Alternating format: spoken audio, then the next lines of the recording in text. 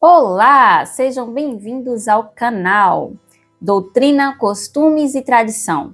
Você sabe a diferença entre eles? E por que é relevante, por que é importante você ter esse conhecimento? Hoje é isso que nós iremos tratar neste canal.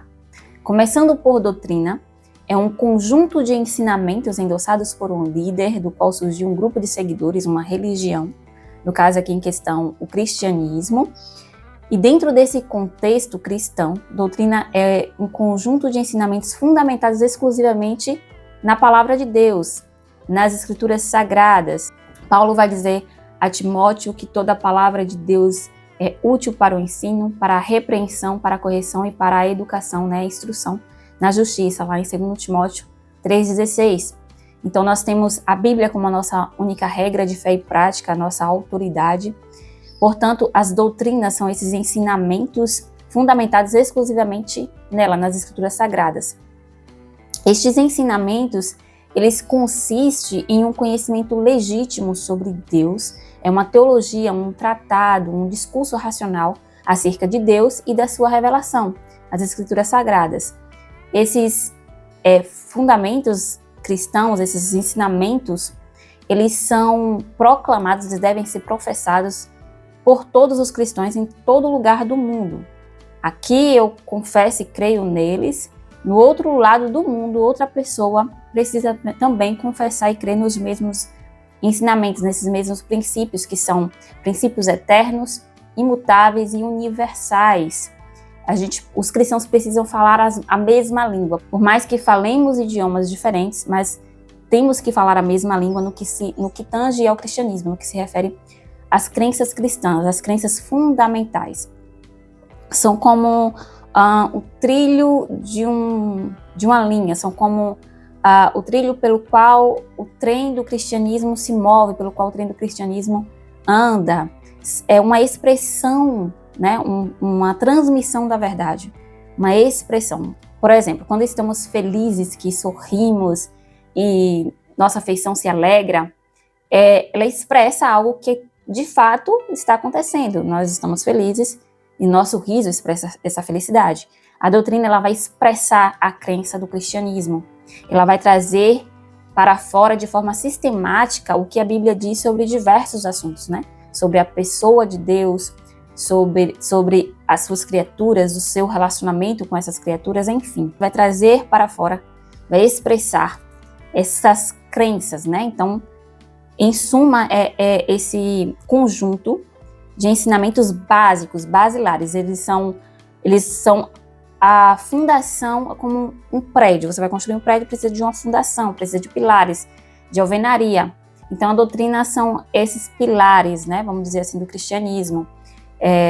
São os pilares da fé cristã, São doutrinas básicas acerca da pessoa de Deus, quem é Deus, a Trindade, a pessoa de Jesus Cristo, a sua divindade, a sua humanidade, a pessoa do Espírito Santo, a obra de Cristo, a justificação pela fé. Inclusive tem vídeo aqui no canal falando sobre a justificação pela fé, o pecado, tem vídeo aqui também falando sobre isso, sobre o pecado, santificação, enfim. São doutrinas básicas, são doutrinas basilares, Dentro dessa categoria de doutrinas, também existem as doutrinas secundárias, que segundo N. Gruden, um mestre em teologia, ele vai definir que as doutrinas secundárias elas causam pouco impacto nas demais doutrinas, nas doutrinas básicas, E bem pouca influência no modo como nós vivemos a vida cristã.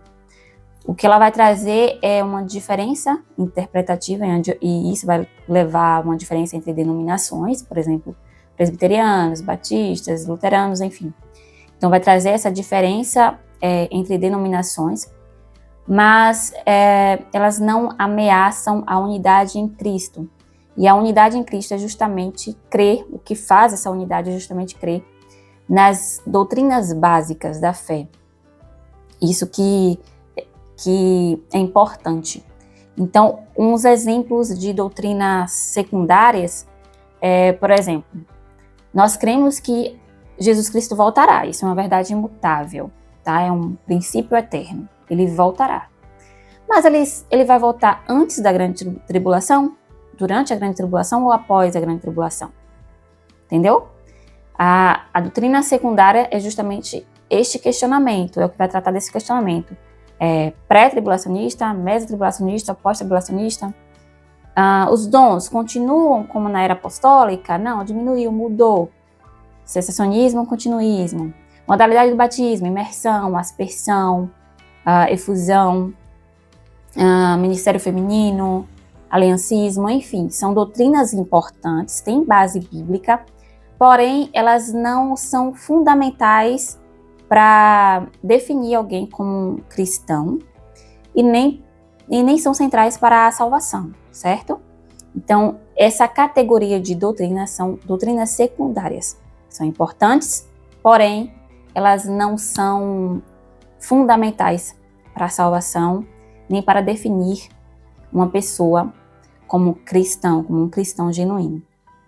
E dentro das doutrinas, vale ressaltar que existem doutrinas nas Escrituras que nem sempre vai estar expressa de forma detalhada e clara e direta. Às vezes você não vai encontrar, às vezes, em um versículo ou em um capítulo, tá? Muitas doutrinas, elas estão de forma expressa nas Escrituras de forma gradual, progressiva, como, por exemplo, é o caso da Trindade, que, inclusive, essa palavra Trindade nem existe nas Escrituras Sagradas. Ela foi criada por teólogos para explicar essa verdade gloriosa acerca do nosso Deus. Ela foi usada pela primeira vez pelo escritor cristão apologista Tertuliano, quando ele defendia e explicava essa doutrina contra uma heresia no terceiro século, chamada modalismo. Essa palavra Trindade vem de trinitas, né, do latim, enfim.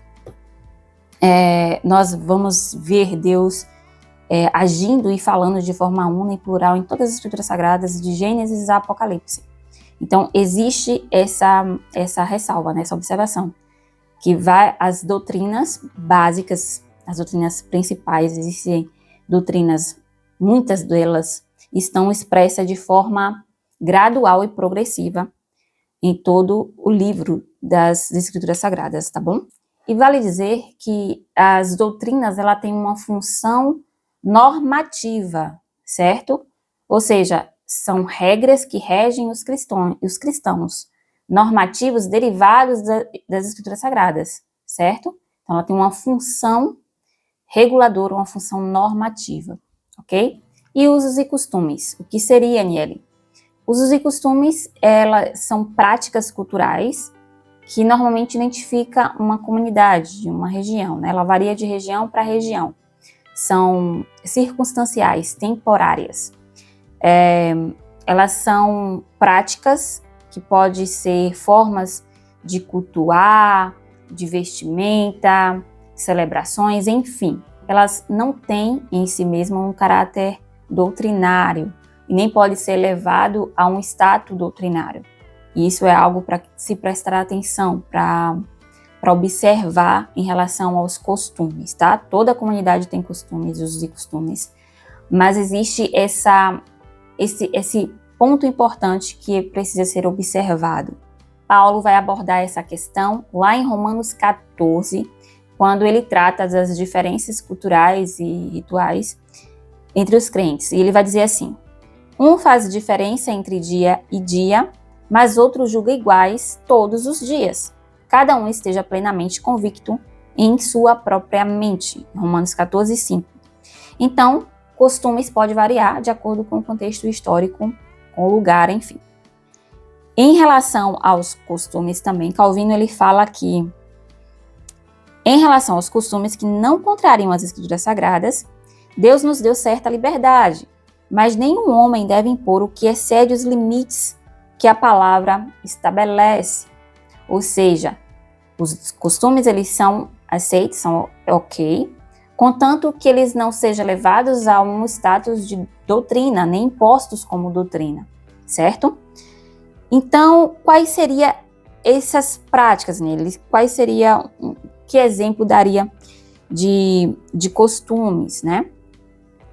Hoje em dia, a forma de adoração. Você vê que cada igreja tem um tipo, né? Tem igrejas que tem bateria, já tem outras igrejas que tem a parede preta, tem igrejas que têm um tipo instrumental, um tipo de cântico, tem uma liturgia, né, mais de leitura bíblica, enfim. Vai variar. Dentro do nosso contexto, dentro dessa era, no mesmo lugar, no mesmo país, com o mesmo povo, você vai ver esse tipo de diferença. Imagine, em lugares diferentes, povos diferentes, culturas diferentes, em tempos diferentes. Como que isso não muda? Então, existe essa diferença de modo de se vestir, de falar, cultuar, celebração, enfim. Isso vai depender muito do contexto. Mas a gente tem que estar sempre em mente que o evangelho, ele transcende todas essas diferenças culturais, certo? Então, existe um perigo também que é importante a gente trazer aqui, que é quando essas doutrinas que existem, esses costumes, eles tomam o lugar da doutrina. A gente sabe que existem muitas igrejas que têm um grande arcabouço de usos e costumes e pouca de doutrina. E tem aquelas pseudos cristãs que ensinam usos e costumes como doutrina. Eu mesmo fazia parte de uma instituição que há muito tempo eu não fazia ideia do que era doutrina. Para mim, doutrina era tudo aquilo que ela ensinava e proibia. Para mim, doutrina era o uso do véu, orar de joelhos, a saudação com o ósculo santo, era a saudação, aquele formato específico, tinha que ser aquela fórmula específica, era os usos e costumes, não cortar cabelo, não colocar aquelas tranças, né, no cabelo, que eu não sei o nome, mas enfim, não usar calça, não usar blusa sem manga, enfim, não pintar unha, tudo isso para mim era doutrina, era o que era doutrina, eu não sabia, né, os homens não fazem barba, não usam bermuda, não jogam bola, enfim. Então, isso para mim era doutrina, era o que eu escutava. Vai para a escola, não faz amizade, não pode fazer amizade com quem não é crente. Né? Não pode sentar na roda dos escarnecedores, porque se você fizesse amizade com quem não era crente, você estava sentando na roda dos escarnecedores. E isso, né, traz um prejuízo muito grave, muito grande para a igreja, porque substitui doutrina, substitui o que é essencial, o que é primordial, o que é eterno, imutável, por algo que é perecível, temporário, que não tem substância, que é oco em si mesmo, não tem valor, e transforma pessoas em indivíduos que estão mais preocupados com as suas obras, com o quanto você consegue comprar Deus, e transforma o relacionamento com Deus em um relacionamento vazio, um relacionamento místico, enfim. Eu me lembro que uma vez um jovem da minha igreja, ele estava brincando de bola na quadra do colégio, de bermuda. E chegou uma menina até mim e falou assim: fulano não é crente? Porque essa percepção, ela é tão errada e ela é tão comum, infelizmente, na nossa igreja brasileira, que isso traz essa percepção equivocada na maioria das pessoas, né? Que crente não joga bola, que crente não associa crente com usos e costumes de fato, né? Óbvio que o crente vai ter costumes, isso é comum, é normal, é esperado, a Bíblia é cheia de usos e costumes, né? A questão não é essa, a questão é quando falta a doutrina. Então, quando falta o que é essencial, tá? Então, eu me lembro que a resposta que eu dei para aquela menina, porque eu fiquei com vergonha do jovem, e eu olhei e falei assim: ele vai na igreja, mas na verdade ele não é crente. Ele só vai de vez em quando, mas ele não é crente de verdade. Eu me lembro que eu não tive um amor por aquele jovem, eu não tive cuidado por ele, eu não tive misericórdia por ele, eu nunca orei por ele. E é isso que o falso ensino faz.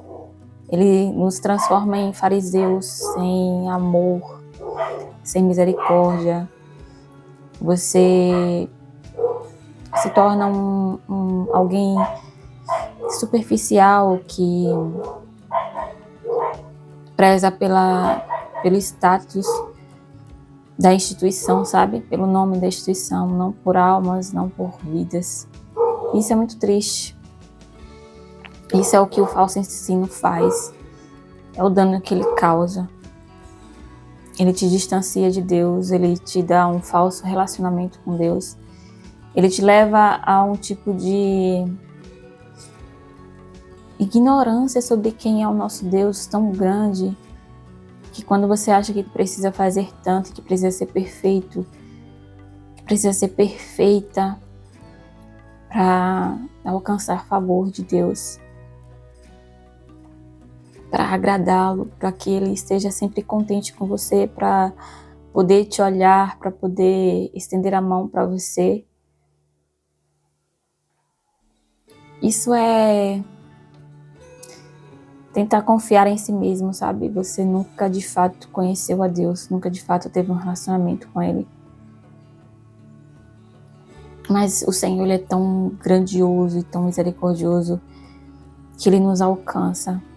Não importa o fundo do poço que estamos, não importa quão distante estejamos dEle, a sua graça sempre vai abundar na nossa vida, sempre vai transbordar, vai nos alcançar e nos tirar do poço mais profundo que estejamos.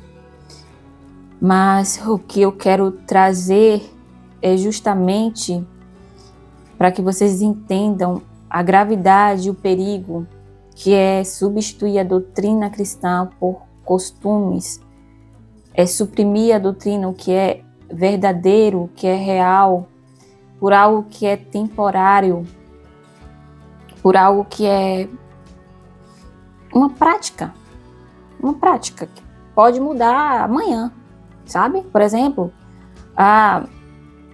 quando era até na pré-adolescência, era pregado nos púlpitos dessa igreja que eu fazia parte, que não podia assistir televisão. Hoje não pregam mais isso. Mas era passado como doutrina, ensinamento, revelado pelo Espírito Santo, que não podia. Hoje já não pode, não podia ir para academia. Eu me lembro de uma irmã, uma senhora que precisou quando eu era adolescente. E foi um burburinho na cidade, sabe? Cidade pequena. E foi um burburinho na cidade, porque ela estava fazendo academia, porque o médico mandou ela fazer. Hoje em dia você não vê mais, pelo menos até quando eu frequentava, não via ninguém mais falando sobre a proibição de ir para academia.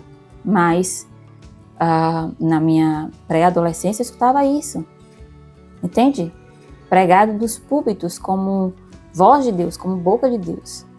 E aí Deus mudou de ideia, entende como é perigoso isso? Então é a questão de ser honesto, de ser claro. Isso aqui é o que a nossa igreja adota. Isso aqui não é uma doutrina, não é algo eterno, isso aqui é passageiro, isso aqui é um costume nosso que nós adotamos. Não tem nada a ver para a salvação, você não precisa cumprir isso para ser salvo, sabe? Porque a salvação não é por obras, a salvação é unicamente pela obra de Cristo na cruz e pela fé nesta obra, sabe? Não existe essa verdade declarada, não existe. Eu não sabia que a salvação não era que a salvação era unicamente por Jesus Cristo. Eu entendi, eu sabia que Jesus Cristo tinha morrido por nós, mas eu não entendia direito por que ele teve que morrer, né? Eu não entendia que eu era uma pecadora. Eu não entendia. Para mim, eu era santa, eu era perfeita. Tinha os pecados, mas não tinha aquela consciência real de quem eu era, sabe? Aquela consciência real que eu era o leproso que precisava ser purificado. Não existia isso. E só quando o Espírito Santo ele toca com a verdade em nós é que nós conseguimos ter um relacionamento real com Deus. Então, quando a igreja ela substitui a doutrina por costumes, sabe? Quando ela traz práticas culturais que alteram a essência do evangelho, ela se torna uma fraude. E ela vai te levar a um relacionamento falso com Deus. Ela vai te levar a substituir a fé genuína por práticas ritualísticas, emocionalísticas, supersticiosas, sabe? Que você vai precisar de tentar manipular o divino para obter benefícios. Olha o prejuízo que isso traz. Isso é grave, isso é extremamente perigoso, a gente precisa tomar muito cuidado, é muito bizarro isso. Então, o resultado disso é perder o foco na verdadeira santidade, é perder o foco na verdade. É você perder o relacionamento real com Deus, é conhecer de fato quem é o seu Deus, o Deus que você diz servir. Porque você acaba adorando um bezerro de ouro, achando que está adorando Deus das Escrituras, mas você nem leu as Escrituras, você não sabe quem é esse Deus. E aí você adora uma caricatura de Deus, entende?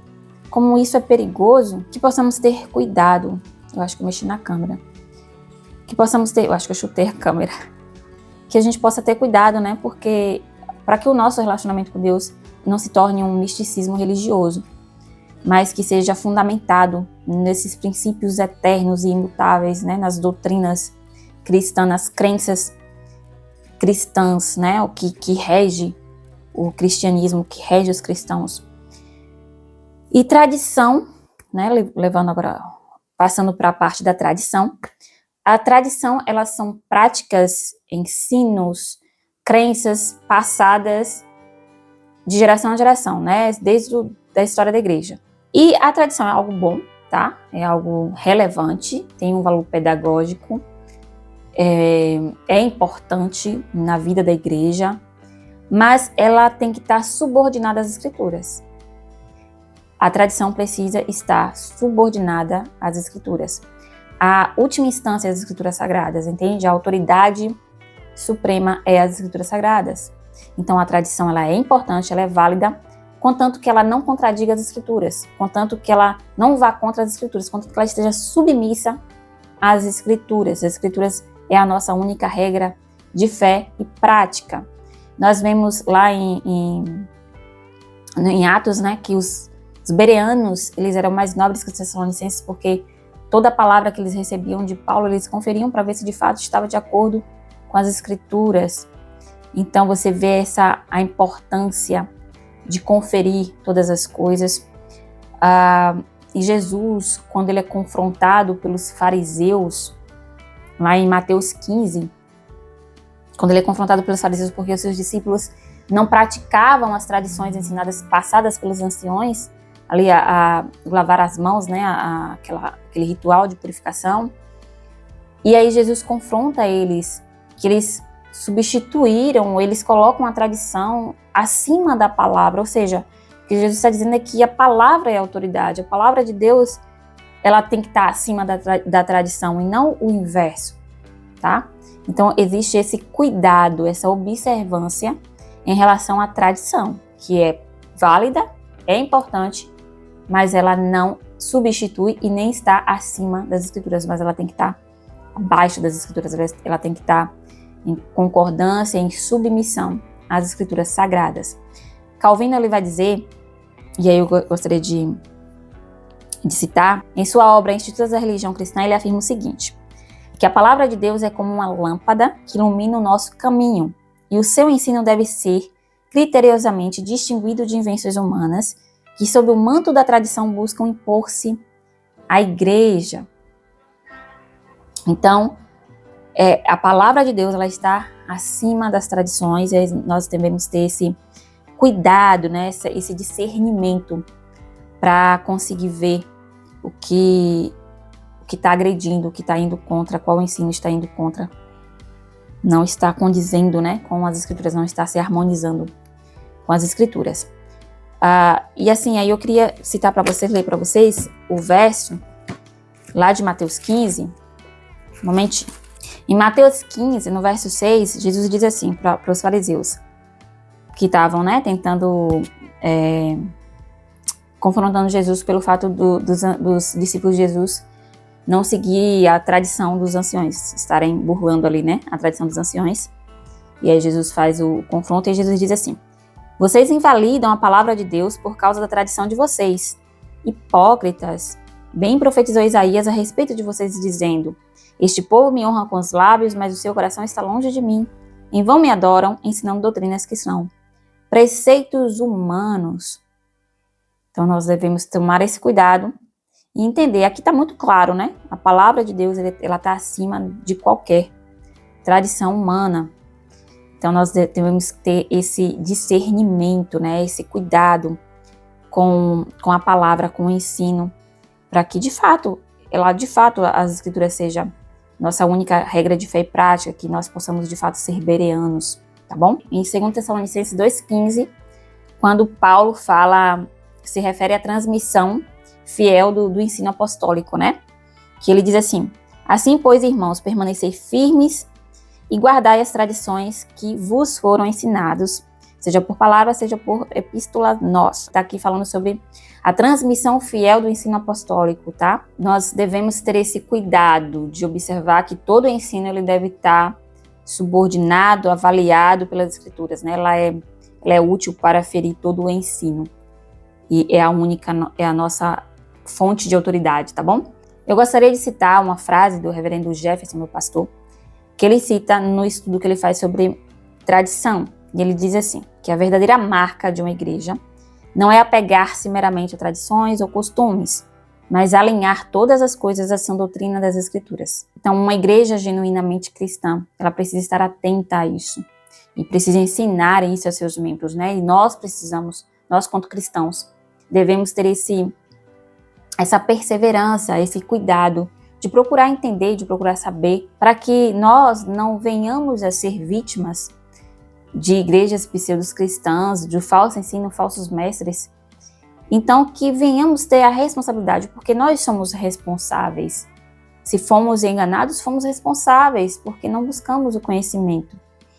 Então, que nós possamos ter essa iniciativa de buscar o conhecimento justamente para não ser enganado, para saber distinguir o que é verdadeiro do que é falso, do que é relevante, o que não é relevante, o que é dispensável e o que não é dispensável.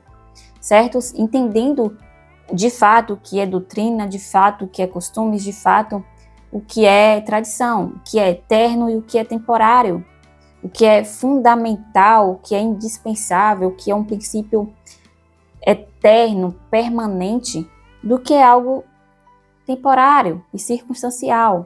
Nos próximos vídeos eu irei trazer alguns pontos de confusão, né, que as pessoas fazem, que são costumes, usos e costumes, que as pessoas interpretam como, algumas pessoas, né, interpretam como doutrina ou passam isso com algumas instituições, principalmente as pseudo-cristãs, né, que passam isso como uma verdade eterna e na verdade não é.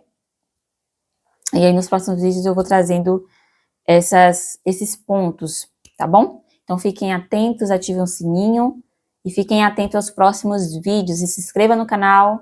Se foi relevante esse vídeo para você, se te ajudou a entender, se você ficou com alguma dúvida, comenta aqui nos comentários que eu vou responder, tá bom? Que vocês tenham um bom dia, que o Senhor abençoe a vida de vocês e que esse conteúdo realmente faça a diferença na vida de vocês, que seja relevante, que o Espírito Santo possa iluminar a mente de vocês e assim como a minha também, que o Espírito Santo possa nos capacitar cada vez mais para que a gente seja um portal de bênção, né? Que a gente possa crescer juntos em graça, fé e conhecimento para a glória de Deus, para a glória do nome de Deus. Tudo que nós fazemos, que é nosso viver seja para a glória de Deus, o nosso respirar seja para a glória de Deus e o nosso conhecimento também, conhecimento que adquirimos, que seja para a glória de Deus, né? Que possamos transbordar cada vez mais da palavra de Deus, que ela possa ser de fato a nossa única regra de fé e prática e que de fato nós possamos abraçar essa verdade e viver por ela, tá bom? Que vocês tenham um bom dia e fiquem ligados nos próximos vídeos. Tchau!